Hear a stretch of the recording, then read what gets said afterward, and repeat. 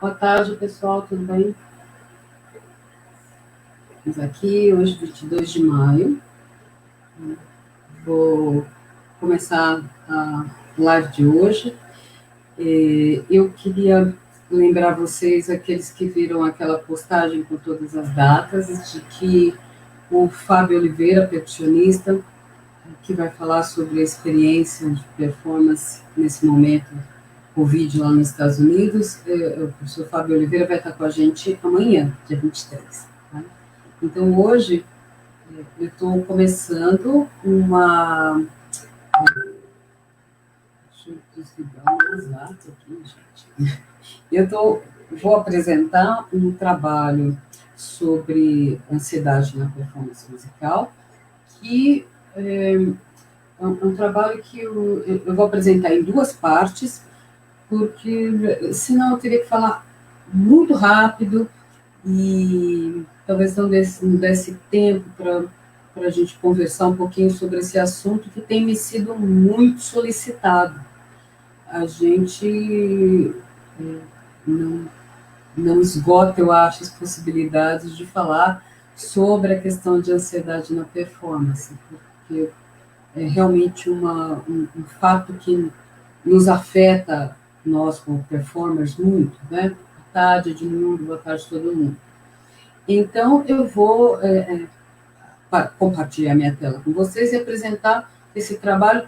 Um pouco disso eu acabei citando em trabalhos anteriores, que eu falei aqui sobre psicologia da performance, mas a abordagem principal nessas duas partes que eu vou fazer é o que é, na verdade, ansiedade na performance, baseado principalmente no referencial teórico da Diana Kenny, que é a pesquisadora, psicóloga australiana da Universidade de Sydney, que escreveu aquele livro Ansiedade na Performance Musical, Music Performance Anxiety, né, e publicado em 2011, que é um referencial teórico importantíssimo para toda a área que estuda psicologia da música, particularmente psicologia da performance musical. Tá? Então, eu vou partir para a minha apresentação, que não deve demorar mais que 15 minutos, e a gente volta para conversar, tá bom? Só um minutinho.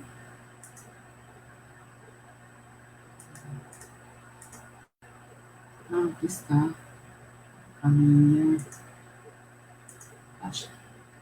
Tá. Fatores de estresse e ansiedade na prática e no ensino da performance musical.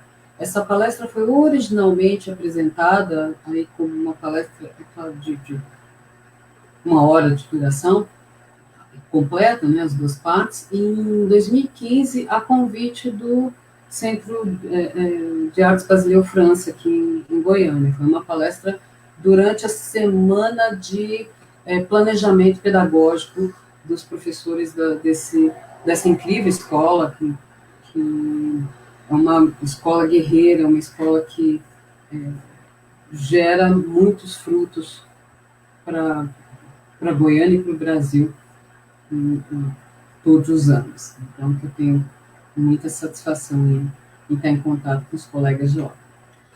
Bom, primeira preliminar, que eu já comentei aqui, caso alguém não tenha ouvido, não tenha visto naquele dia, o John Sloboda, psicólogo, que trabalha com a área de música, ele define assim, que músicos são feitos, não são natos, e o real ponto de interesse da psicologia é o como as pessoas se tornam músicos.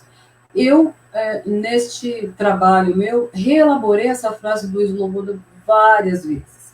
Então, eu disse, numa segunda preliminar, que eu gostaria de considerar aqui, é que os performers não são natos e o real ponto de vista do interesse da psicologia da performance musical é de como as pessoas se tornam performers. E aí eu vou repetir aquelas 4 princípios do Pearson, já. Né? Como é que a gente se torna performer? Eu falei isso aqui num outro dia. Então, claro, sempre considerando que performance segue aquele meu conceito de que são aqueles músicos, instrumentistas, cantores ou regentes que, de fato, sobem ao palco como sua atividade principal né, como músico. E a terceira preliminar, como esse trabalho está voltado para a pedagogia da performance, pedagogia da música, estamos falando de professores de música igualmente não são natos, né? Eles são feitos e não são natos, e o real ponto de interesse da pedagogia da performance musical é justamente como as pessoas atuam enquanto professores de música. Está? Então, né? E aí, quem ensina música é músico. Tá? Então, se a gente está falando de pedagogia da música, a gente está falando de músico que ensina música. E daí sempre eu volto a reforçar porque é que no meu conceito de pedagogia da performance musical eu digo que é a música que rege o ensino e não a educação. Porque você precisa ser músico para ensinar música. Você não pode ter a sua base de conhecimento em outra área. E aí você se alia aos conhecimentos da educação. Bom, aí então rapidamente repetindo as razões que levam uma pessoa, não, minto, isso daqui é uma elaboração minha ainda, né, que levam uma pessoa a ser um músico. Primeiro, a capacidade de perceber aspectos emotivos presentes na própria música. Ou seja, você percebe mais que outras pessoas aspectos emotivos da música, a ponto de querer produzir a música. O desejo de atuar no cenário musical, e você quer fazer parte do ambiente dos músicos. Você se identifica com aquele ambiente. Do contrário, você seria um espectador. Lembra que eu falava ontem ou antes de ontem sobre estar no palco olhando para a plateia, na plateia olhando para o palco? O seu desejo de estar no palco ou de estar na posição de músico é uma das razões que te leva a ser músico e não plateia, ou não somente plateia. É um meio de se expressar na atividade de tocar um instrumento, reger ou cantar. Né? Você encontra uma forma de se expressar através dessa atividade, o que outro profissional encontraria em outro tipo de atividade. Né? E, em muitas situações, você se torna músico porque, em princípio, você tem a música como uma atividade de lazer. E muitas vezes, sem se dar conta, aquele lazer se torna profissão. O que não é um privilégio da música. Muita gente começa a mexer com fotografia por hobby, né, e se torna fotógrafo. Lembro sempre de que Charles Ives compunha de final de semana, era um hobby dele. Né? Ele era empresário na área de seguros. Bom, aí sim, aqui, o que eu já havia dito, a citação é do Pearson, que é de 2001, e eu citei num trabalho meu em 2009, que ele diz que as razões que levam uma pessoa a subir ao palco, ser performer, são qualidades emotivas presentes na música, são potencial de feedback social positivo no cenário musical. Se você sobe ao palco, você quer o feedback. Né? E essa relação alimenta a sua vontade de subir ao palco de novo. É um meio de expressar impulsos agressivos e devoradores através de habilidades motoras específicas envolvidas na atividade de tocar um instrumento. Sempre leiam barra cantar, barra reger. Tá? É que, como eu sou instrumentista, eu acabo sendo impulsivamente deixando no instrumento. Mas foi assim que o Pearson escreveu. Tá? Estou citando as palavras dele, traduzidas para o português. Um certo grau de impulsos exibicionistas e voyeuristas. Né? É um certo prazer que a gente tem em ser observado ou de observar o outro sendo exposto. Quem gosta de subir ao palco também gosta de observar as pessoas subindo ao palco. A grande maioria das vezes.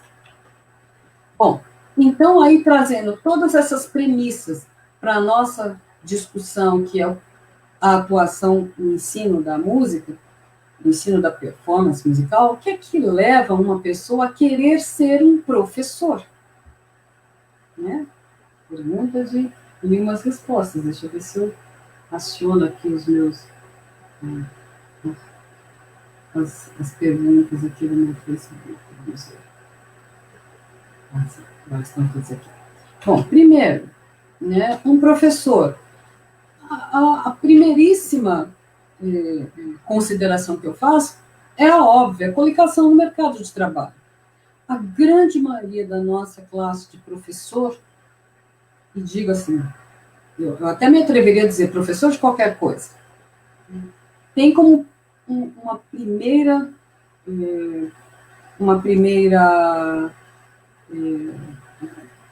uma motivação primeira um mercado de trabalho.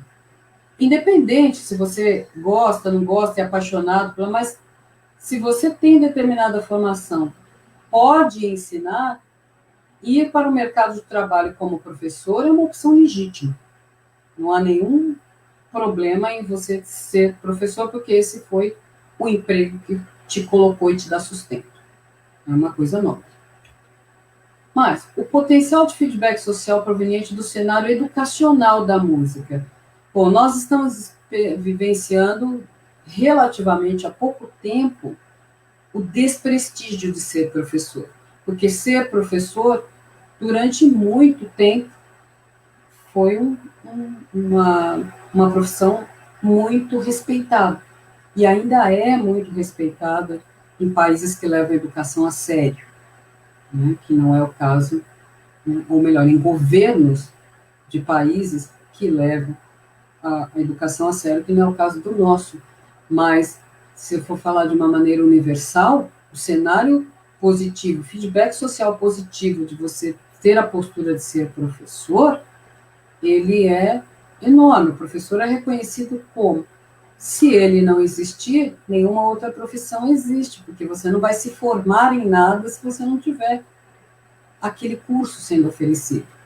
Nem médico, nem engenheiro, nem dentista, nem veterinário, nem advogado. Ninguém se forma em nada se não houver professor. E na música há várias possibilidades. Né? Claro, na música você tem a possibilidade de ser autodidata, e na medicina não. Apesar de algumas pessoas acharem que podem, não pode. Mas, enfim, existe um certo potencial de feedback, de reconhecimento do seu papel de professor. A criança que é seu aluno, quando os pais a levam no seu concerto, falam, olha, é o professor do meu filho, né? Tem que ele não acha que deva te pagar o dobro do que você ganha, ele acha que ele paga muito, mas essas são outras questões. O prazer em aprender com a atividade de ensinar. A gente gosta de pensar que essa é a número 1, mas a gente sabe que na realidade não é. Muito poucos professores, proporcionalmente a quantidade de pessoas que dá aula, porque é o trabalho que você pode ter como garantia de sobrevivência, a quantidade de pessoas que dá aula por essa razão é muito maior que aquelas que dão aula por prazer. Porque dar aula é também, né, a colocação que ela tem no mercado de trabalho, mas também é um prazer. Né? Eu muitas vezes me sinto privilegiada porque eu adoro o que eu faço. E eu acho que muito pouca gente pode fazer o que gosta como fonte de renda, né, todo mês. Mas eu acho que nós músicos temos esse privilégio. O que não quer dizer, como muitas vezes a sociedade entende, que você vive na boa, né? Porque você faz música, você toca música, você ensina música, pô, que vidão. Então a gente sabe da nossa incompetência em mostrar para a sociedade o que é que de fato a gente faz. Essa é uma realidade, uma ferida que eu cutuco faz um tempo nas minhas palestras. Se a sociedade não entende, eu gosto de pensar que a gente não teve, até o momento, a competência, enquanto classe de profissionais, de mostrar à sociedade que a nossa vida não é exatamente um lazer perpétuo. Mas isso é uma discussão para um outro momento. Num projeto que eu vou desenvolver um pouco, falar um pouco mais com vocês sobre ele na parte 2, mas eu entrevistei muitos professores e alunos de performance musical nas universidades brasileiras para um projeto, E Toninho Carrasqueira, na USP, me disse, entre outras coisas, o seguinte: tocar tem a ver com expressar os sentimentos, às vezes confusos, muitas vezes reprimidos, daí as travas. Em aula, nós, professores, temos que falar de várias coisas, inclusive de sexo e adjacências. Quem de nós nunca passou pela experiência de que o que você ensina, o que você tem que lidar em sala, ou em aula de instrumento, em aula de música de câmara com os seus alunos, envolve características para muito além do conhecimento musical. Então, durante essas entrevistas, alguns professores conversaram comigo sobre isso em off, e alguns, poucos, mas alguns, como o Toninho querido, Toninho Carrasqueira, me impactado com as discussões que nós tivemos, me escreveu uma linda mensagem falando de vários aspectos da nossa conversa que teria ficado, né, com ele, que ele ficou repensando depois da nossa conversa, e alguns trechos eu acabei usando para o meu trabalho como esse. Bom, então, aí, entrando já uma parte que eu vou discutir melhor, vou começar hoje e continuar na parte 2, eu vou entrar para a gente entender um pouco do aspecto da psicologia da performance musical na nossa atuação enquanto professores de performance musical. É muito importante entender as distinções entre os termos ansiedade, estresse e pânico, porque muitas vezes a gente vê essas palavras sendo utilizadas como sinônimo ou como paralelos. E daí é uma cena de uma outra sala de concerto maravilhosa que tem naquela universidade na Polônia, que eu mostrei aqui para vocês outro dia. Essa é uma outra sala de concerto. Vejam essa coisa maravilhosa. Edmundo, olha o negócio, olha esse trabalho, né, de escultura pelas paredes da sala de concerto. Que coisa mais incrível. É realmente muito impressionante, e daí a gente tem 4 solistas internacionais de contrabaixo, claro, numa convenção de contrabaixista. Não fazer nada. Bom, ansiedade, por definição, e aí eu estou citando Diana Kenny sempre, né, é um tipo de distúrbio mental que é comum até certo ponto, mas que pode se apresentar de formas diversas e prejudicar ações do indivíduo. Então, sempre tenha em mente, estar ansioso é comum. É um distúrbio? Você está ansioso, você não está na sua situação mais tranquila, ou mais... você está ativo, né? A sua mente está ativa de uma maneira que, se passar do ponto, pode te incomodar. Né? Mas ter ansiedade é uma coisa normal do ser humano. Se essa ansiedade cresce a ponto de começar a prejudicar suas ações, aí ela passa a ter um outro status. O estresse, então, é uma situação de exaustão física ou mental, separadas ou juntas, né, que, se prolongada, sem que você trate o problema, pode levar a sérios problemas de saúde. Estresse não é a mesma coisa que ansiedade, mas as duas coisas caminham juntas. E eu vou falar isso para vocês. Os testes de medição de estresse e ansiedade mostram que as duas coisas estão muito próximas. Eu posso ter um cansaço físico e mental e isso alimenta a minha ansiedade. Mas são coisas diferentes. E a palavrinha que a gente tanto quer saber e fugir dela ao mesmo tempo, que é a situação de pânico, que aí se caracteriza por uma combinação de sintomas físicos e psicológicos, como pensamento desagradável, ansiedade extrema, junto com o processo mental, vem questões como físicas, como sudorese, tremor, boca seca, né?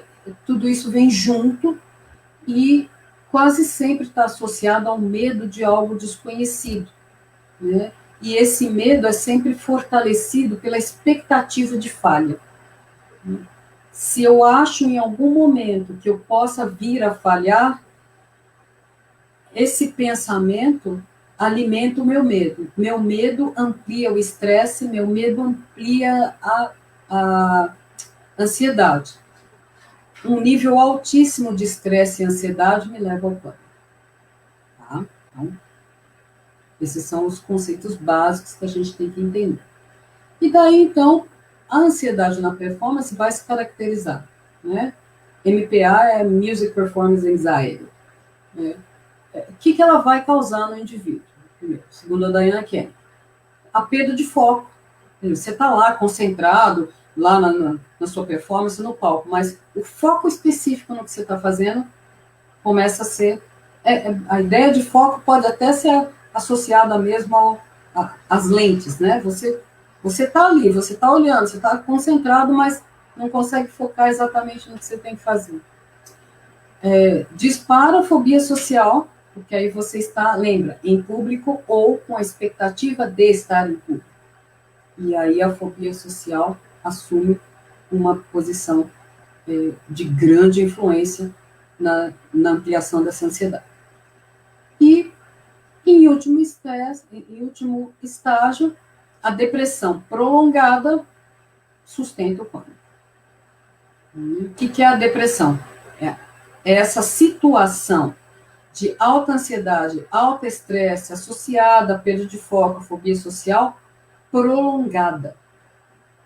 Ter um momento de fobia social, um momento de perda de foco, não significa que você tem depressão ou que você tem pânico de alguma coisa. Você tem fobia, você teve um momento, um episódio.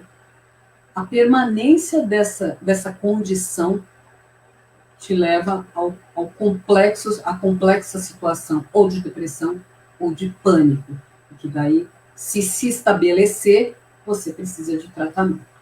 Tá? Então, ter momentos, já ter vivenciado ansiedade na performance, não significa que você seja uma pessoa neste estado, mas que você vivenciou o momento.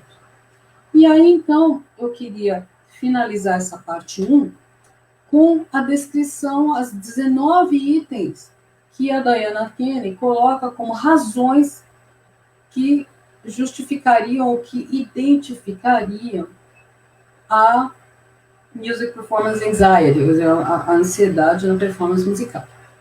Segundo ela, as pesquisas que ela desenvolveu com 400 músicos de orquestra mostraram o seguinte: a pressão de você mesmo. Isso está em ordem de prioridade, tá, gente? Que os participantes da pesquisa acabaram como eles responderam. A resposta número 1 de todo mundo, ou a mais citada, é a pressão de você em você mesmo. Depois, a preparação inadequada. Algum aspecto da preparação da performance inadequado. Pois a falta de confiança. Em algum momento, no seu processo, você não foi capaz de nutrir confiança no seu trabalho, no seu preparamento, na sua preparação. Repertório acima do nível que você é capaz de realizar. O uso excessivo do físico. E eu gosto muito de lembrar, eu toquei violão antes de tocar contrabaixo, e tem umas associações muito que eu faço muito, quando você começa a tocar violão, para fazer uma pestana, você aperta tanto, cruza o dedo e aperta, que fica a marca das 6 cordas, assim, né? E depois que você domina aquela técnica, você faz pestana, e isso não acontece nada, porque é a forma, é o jeito de colocar o braço ali. Então, quando me perguntam, nossa, a corda do contrabaixo é tão grossa, como você... Bom, tem cordas e cordas, é claro, qualidade de cordas do instrumento, né, que são menos agressivas na sua pele, mas existe muito isso, o uso excessivo do físico quando não é necessário. Para isso, a abordagem, tanto do professor quanto do aluno, precisa ser de prestar atenção na questão músculo-esquelética ao executar, aprender ou ensinar um instrumento. A preocupação com o público, né? É o self 2, é aquela vozinha que fica falando lá do outra coisa. Falhas técnicas geram ansiedade. Eu diria até que a forma como você lida com falha técnica. Preocupações com a memória. Você, de várias maneiras, a mais comum é aquela que você se propõe a tocar de memória e você não tem, como diz o item 3 lá na frente, confiança o suficiente que você, na sua memória. De alguma forma, está ainda relacionado ao item 2, que é a preparação inadequada. Percebe? É claro que a gente numera as coisas, mas elas estão intrinsecamente relacionadas. Pensamentos negativos. Né? É o foco se distanciando do que eu tinha que fazer. Feedback negativo de performances ruins. Seu pensamento negativo vem e traz feedback de quando você tocou essa mesma peça e foi ruim. Por que você não pensa em quando foi bom? Ué, porque se está dando ansiedade é que você está pensando em coisa ruim. Né? Excesso de exigência. Você exigir de você mais do que precisa ou mais do que você realmente pode fazer. Tendência a ser ansioso em geral, que é uma coisa muito confundida com performance, com ansiedade na performance. A pessoa é ansiosa, ela deveria cuidar dessa ansiedade para a vida dela. E na performance musical, não vai se resolver se você não resolver o resto da sua vida. A pressão da competição com os pares. Você sentir que você precisa, de alguma forma, se equiparar às pessoas que convivem com você. Baixa estima. De novo, lembra? Não é só a questão no momento ou relacionado diretamente à performance musical que afeta e gera ansiedade na performance. Se você é uma pessoa de baixa estima, certamente isso vai refletir na sua atuação como performer. A falta de apoio dos que o rodeiam. Né? Você é o único na família e isso te afeta de alguma forma.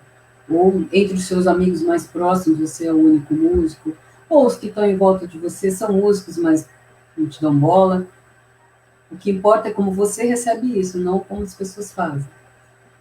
A falta de controle do entusiasmo, né? Eu costumo dizer aquela pessoa feliz, né? Feliz, tipo um ariano, assim, felicíssimo. Acorda pronto para a guerra. Né? Não é que nem o taurino que demora 2 horas para acordar.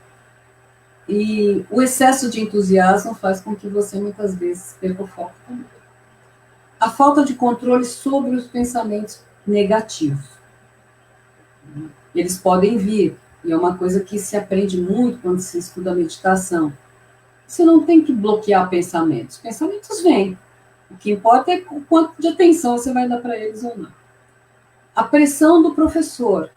Nossa, essa eu achava até que ia estar num ranking muito mais alto no ranking, né? Ou no número muito mais baixo. O que me deixa, de certa forma, mais feliz de saber que a pressão do professor está lá, mas não é das primeiras razões pela qual as pessoas tendem a apresentar ansiedade da performance. Há que se lembrar que essa pesquisa foi toda desenvolvida com músicos profissionais, então, obviamente, pressão de professor não seria um tópico muito alto. E pressão da família. Também, a essa altura profissional, a menos que você venha de uma família de gerações de músicos, é muito difícil que essa pressão estivesse num dos primeiros itens. Mas existe. Né? Se resolver ser músico, tá, então seja o melhor. Isso existe também. Então, todas essas são preliminares e fundamentos teóricos para a gente entender o que é, de fato, né, a ansiedade da performance musical. As referências estão aqui, depois se alguém precisar. Botei. Então, essa exposição que estamos dando para vocês, a gente vai poder discutir. Deixa eu ver, a Rita está comentando, né? O Gilberto Mendes trabalhava no banco e compunha nas horas vagas. Pois é, era muito comum, né? Muito comum dos compositores aí da segunda metade do século XX não sobreviverem de compor. Né? Como você vai sobreviver de compor? Edmundo, puxa, não tinha me alertado para isso. A incompetência por nós sermos reconhecidos enquanto música de nós. Exatamente. Eu acho. Vamos colocar assim em pauta. Quem sabe a gente consegue discutir isso com alguém, quem sabe até com a Cláudia Toni, né, que é uma grande produtora. A sala exuberante, é verdade. Desculpa, só agora que eu estou vendo os comentários. Marta Eggerich. Tem trauma de palco, até hoje sua mãe dizia que se ela errasse uma nota morreria. Pois é, a família de músicos tem essa grande tendência, a tradição de músicos na família, né? Eu me lembro que, assim, eu fui aluna do Kubala Pai, né, na Unesp, e na minha época de aluna, eu me lembro dele falando dos filhos, né, que ele tinha momentos em que, segundo ele, né, ele queria fazer um pouco de lazer com os filhos, e os filhos, tanto a Renatinha quanto o Ricardo, absolutamente, né, doidos para estudar, super viciados em estudar, viciados no bom sentido, assim, devotos, né, a se dar bem na carreira, estudando, e ele dizia, puxa, eu fico tentar convencê-los a vir para a piscina, para mim, eles só querem estudar. Quer dizer, o inverso também às vezes acontece. Certamente, vindo da família de poloneses que eles são, não era uma coisa tão light assim, mas é claro, depois de uma certa idade, ela já estava mais querendo ficar na beira da piscina, né, paparicando os filhos, do que eles ficassem estudando lá no quarto. Mas esse foi um episódio, assim, né, que os corredores de Unesp, assim, que uma vez o Balatai comentou. E ficou gravado em mim. Nossa, eu nunca ia imaginar que ele ia relaxar tanto assim, do jeito que ele era exigente. Mas, né, acontece, tem momentos para tudo na vida, e também tem um momento que eu imagino, eu não tenho filhos, mas eu imagino que chega uma fase da vida que você queira curtir os filhos. Então, são 15h33, gente, eu não estou vendo mais perguntas aqui, e a gente está aí. Eu queria que vocês, então, quem chegou depois, que por favor ouça. Amanhã a gente tem o Fábio, e depois eu vou continuar essa fala, como eu previa, não dá tempo de apresentar tudo num dia só, então eu dividi em duas partes. Aí eu vou seguir daqui para o resto da minha conclusão, das razões aí, das questões do estresse e ansiedade da performance, na performance e no ensino da performance. Tá bom? Então, a gente se vê aqui amanhã, de novo, às 15 horas, com o percussionista Fábio Oliveira. Tá bom? Álcool em gel, fique em casa, paciência, né? Muita paciência. Então, assim, exercitando. Eu olho no espelho e falo, Sônia, muita paciência. Porque não é fácil. Tá bom? Então, grande beijo para vocês. Bom final de semana para quem tem final de semana. Né? Para quem está em São Paulo, um grande final de semana, né? São 4, 5 dias de feriado. Para nós aqui, todo dia a dia. Amanhã estamos aqui, tá bom? Grande beijo. Obrigado por vocês estarem aí. Tchau.